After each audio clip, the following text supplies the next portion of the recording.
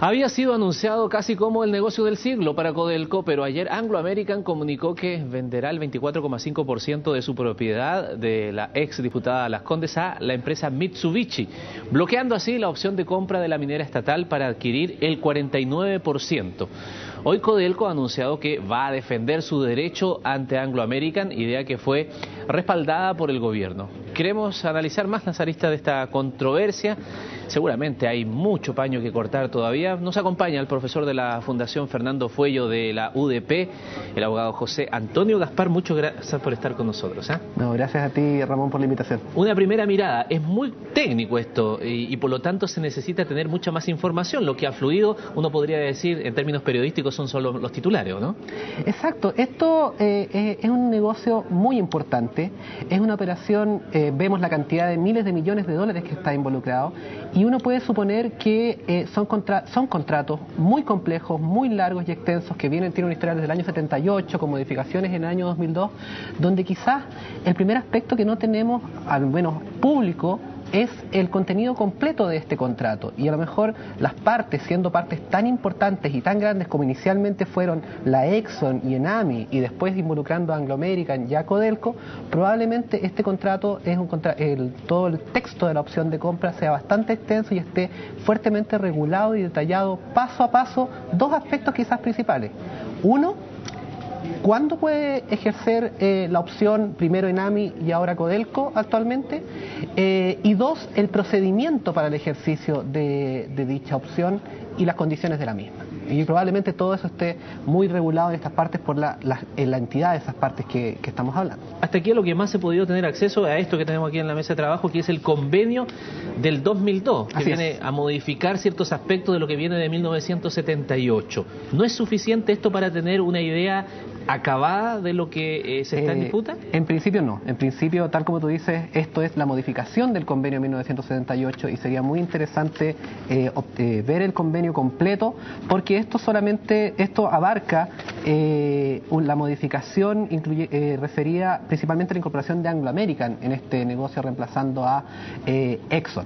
Entonces es importante porque, por ejemplo, basándonos solamente en la información de prensa, ayer Anglo American, cuando dio el aviso de que iba a hacer esta venta a Mitsubishi, dijo expresamente que ella consideraba que en el contrato se decía que podía hacer esta venta del 24,5 en cualquier minuto hasta antes del ejercicio de la opción, con lo cual uno podría considerar de que la opción de Codelco que lo que dice Codelco no es lo que dice el contrato. Por eso lo importante de tener convenio completo hasta el año 78 para saber en definitiva primero en tenor del contrato, que probablemente esté regulado, cuáles son los derechos de las partes en esta situación. Claro, porque lo más que se acerca a eso, en este convenio dice que Enami puede ejercer su derecho de compra dentro de los 30 días siguientes al 1 de enero del 2001, cualquiera de los años siguientes, después porque tiene varias veces en el tiempo, Exacto. Después el 2003 y así siguiente hasta el 2012, el 2015, etcétera. Así es. Ahora, esa es la gran pregunta, ¿no es verdad? Yo tengo el uso y bloqueo, por lo tanto, cualquier situación de la contraparte cuando hago uso de la opción de compra, pero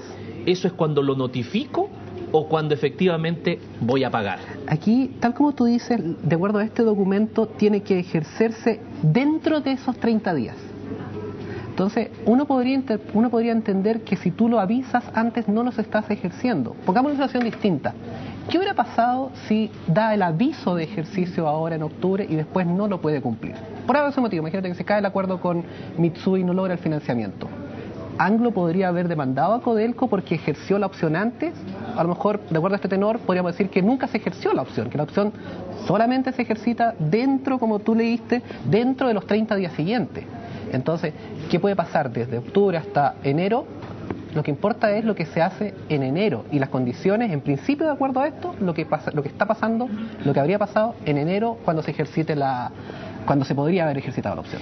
Claro, ahí vamos un poco al medio del asunto, porque Codelco precisamente habla de que notificó hace mucho tiempo que se enviaron los documentos, incluso aquí hay un procedimiento que hay que enviar un fax y todo. Claro, estamos hablando de un contrato, los fax hoy día están con un poco de desuso, pero suponemos que se hizo todo eso porque eso es lo que dice Codelco, lo notificamos, actuamos de buena fe, dicen, y incluso en una parte aquí del contrato señala que cuando se comienzan a hacer estas proposiciones de poder hacer uso de la opción de compra, uno tiene la posibilidad de pedir 5 5 meses antes el estado de los balances de la empresa para determinar incluso el precio de referencia. Incluso más o menos. creo que hoy día en Codelco decía de que Anglo le informa los antecedentes para el precio, se lo informa en julio. Exacto, porque que lo es dice parte aquí, del procedimiento. que son 5 meses antes, o sea, Claro. el 31 de julio. Así es. Ya. Entonces, apela mucho a este tema de la buena fe. Así es. Yo les avisé, por lo tanto ustedes no pueden darse por sorprendidos y yo comienzo a ejercer entonces esta situación. Cuando se habla de buena fe, ¿estamos hablando de una cosa aquí como casi de caballero o es una cosa jurídica? Es que tal como tú dices, aquí hay un contrato. Y lo primero que vamos a ver entre estas partes es lo que dice el contrato. Puedes tener muy buenas intenciones, pero ante este tipo de partes que estamos hablando, con la entidad que tienen, importa primero qué es lo que dijeron en este contrato. Probablemente, te reitero, probablemente todo esto esté regulado en el contrato. Después de eso, si estemos hablando cosas adicionales al contrato que no estén contempladas en el contrato, tendríamos que entrar a analizar la buena fe.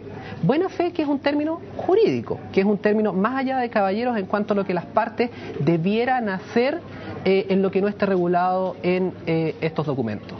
Un tema netamente jurídico en cuanto a lo que ellos debieran realizar, en cuanto a quizás haber avisado antes, pero te reitero, contemplado en lo que no está regulado acá. Y lo primero que hay que determinar es qué es lo que decían esto, que probablemente ambas partes, por la entidad del negocio, se preocuparon de haberlo regulado, y pensemos además la entidad de las partes, Exxon, el año 1978. Es bueno el tema, sí, y reitero la pregunta porque a uno cuando le dicen buena fe a uno le suena como una cosa extra jurídica, o sea, existe esa situación existe la situación. El Código Civil dice expresamente que los contratos tienen que ejecutarse de buena fe y la buena fe es un principio orientador en todo nuestro ordenamiento jurídico. Uno tiene que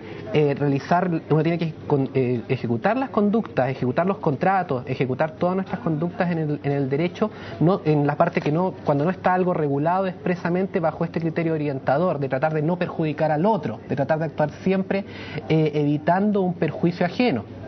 Entonces ese es como el criterio orientador completamente en todo nuestro ordenamiento que podría verse, recurrirse a él. Pero te reitero, siempre en todos los temas que no estén regulados acá, porque las partes por eso se preocupan previamente de tratar de regular todo, para tratar de evitar llegar a hacer un análisis caso a caso bajo criterios como este.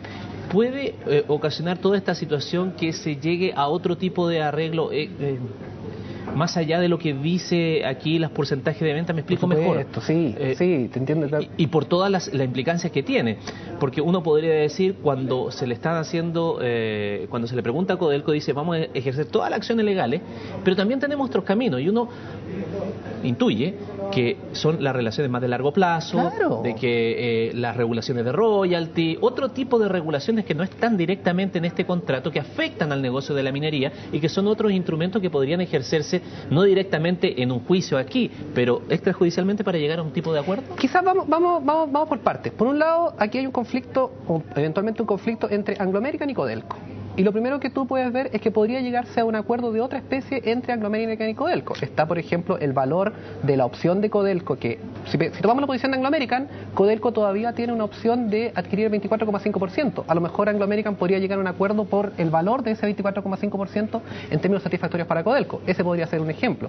Otro ejemplo podría ser acuerdo respecto de otros negocios que creo que hay también, en el cual hay alianzas entre Anglo American y Codelco. Entonces hay un campo en el cual podrían ellos perfectamente negociar, y dado de que es un acuerdo entre Anglo American y Codelco como dos entidades, partes que pueden actuar en un contrato, podrían llegar a cualquier otro tipo de acuerdo como para solucionar este impasse sin ningún problema. Lo último, y muy breve que se me acabó el tiempo, pero dentro de las modificaciones introducidas al 2002, sí, según dice Codelco también, está que esto lo dirime cualquier controversia un tribunal chileno. Así es. Al ser Codelco una empresa estatal y por lo tanto sentirse perjudicada, se sienten perjudicados también los intereses del Estado chileno, ¿eso hace algo de ruido o no?